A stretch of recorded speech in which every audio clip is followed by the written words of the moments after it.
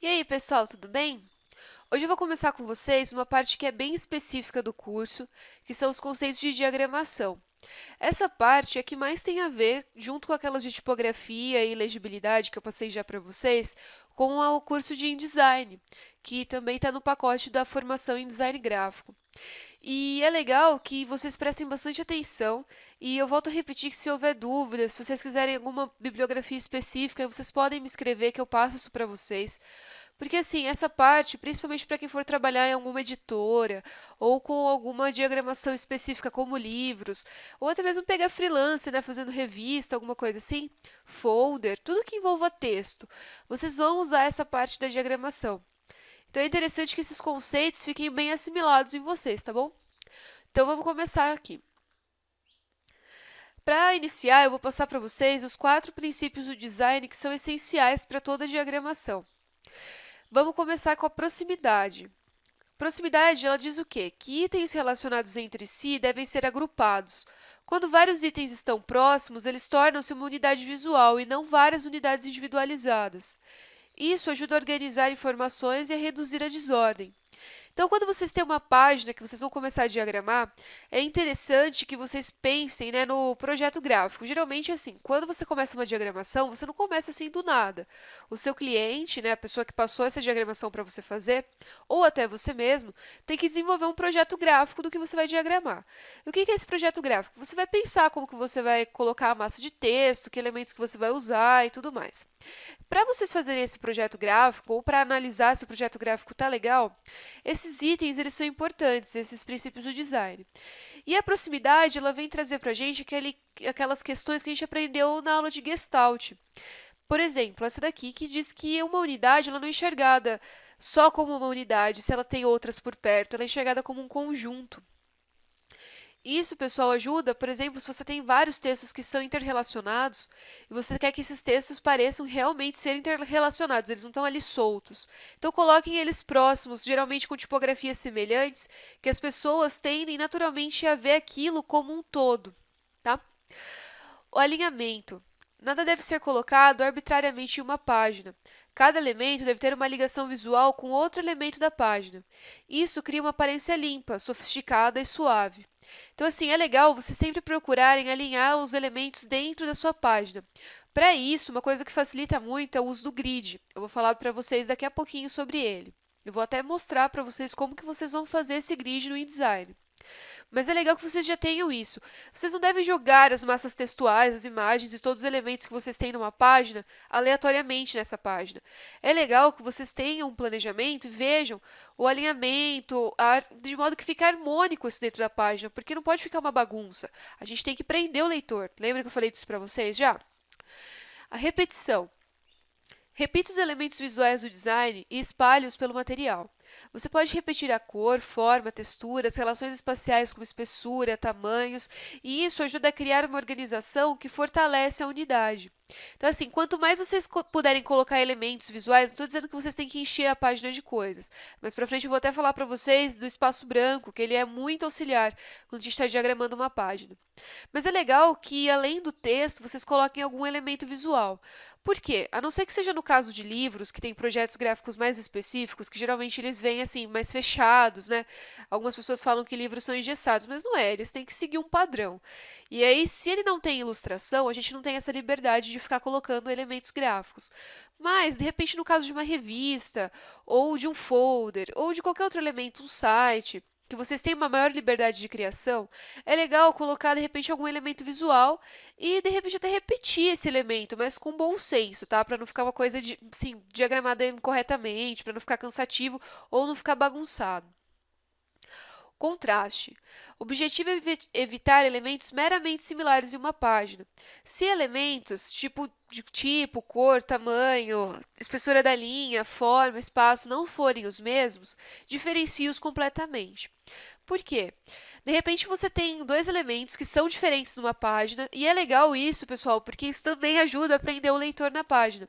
Se a gente tem uma página cheia de elementos todos iguais, fotos todas da mesma cor, boxes todos iguais, o leitor vai olhar aquilo e vai falar, poxa, que maçante essa página, ela é inteirinha igual, ela não me prende, ela não me faz ter vontade de ler. Agora, se a gente diversifica isso, utilizando o contraste, de repente uma cor diferente da outra, ou uma espessura de linha diferente da outra, a gente consegue fazer um projeto diferenciado e aquilo chama a atenção do leitor. Vamos continuar.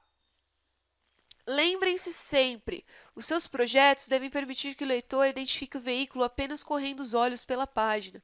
Pessoal, o que é o veículo? O veículo é o que você está fazendo, seu produto. É um livro, é uma revista e, sei lá, é um folder. E ele está ligado geralmente a alguma marca, né, ou algum propósito. A gente não faz um veículo para nada. Então, assim, é legal que toda vez que o leitor olhar aquilo, ele identifique, ele fala assim, nossa, esse daqui é daquela empresa. Ou então, esse site aqui, eu já tinha visto alguma coisa assim antes, isso aqui é relacionado àquele determinado designer. Então, assim, é interessante porque isso também imprime uma marca no seu texto. E isso torna ele original. Faz com que ele não seja parecido com um monte de outros textos que a gente tem por aí. Vamos começar agora os elementos da diagramação. A primeira parte dos elementos de diagramação que a gente tem são os elementos visuais. Eles são de fundamental importância na caracterização da identidade da publicação. Sua repetição contribui para que se estabeleça uma unidade gráfica.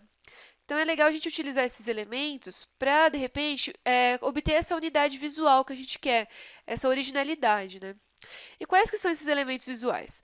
Temos elementos gráficos simples, que são pontos, linhas de todos os tipos, livres, retas, quebradas, curvas. Isso ajuda a emoldurar, né, a página. Tem os elementos geométricos, com ou sem contorno, que são os polígonos, os círculos, elipses, ovais. Esses daqui a gente pode usar também, inclusive, para fazer olhos, que eu vou passar para vocês depois. A gente pode usar para fazer boxes. A gente tem os tipos, né, que são as letras, de diferentes formas e estruturas, utilizadas para apresentar as mensagens textuais. Os gráficos, que são os logotipos, os ícones, as ilustrações, as fotografias. Aqui nos gráficos, a gente também pode inserir os infográficos, que são bastante utilizados hoje em dia. E aqui eu trouxe para vocês verem o exemplo da página da Rolling Stone. Aqui a gente tem sobre o filme do Scott Pilgrim. E olha aqui, ó, a gente tem diferentes tipos, tá vendo? Não estou dizendo que esse aqui seja o melhor jeito de se diagramar uma página, mas nesse caso, para essa leitura e para esse assunto, isso aqui funcionou legal. Eles usaram diferentes cores, eles usaram diferentes tamanhos de tipo, o tipo é o mesmo, tá vendo? Mas eles usaram elementos como essas linhas, eles usaram aqui outra linha, eles usaram alguns símbolos gráficos aqui, o coraçãozinho, eles usaram uma imagem que está inserida no meio do texto, aqui a gente tem um logotipo, que também é um texto. Então, assim, nesse caso, ficou bem legal. E a gente viu que funcionou. E que, sim, chamou a atenção do leitor. Todo mundo vai ter vontade de olhar isso daqui e falar, nossa, que interessante, né? Que diferente. É isso que a gente tem que procurar.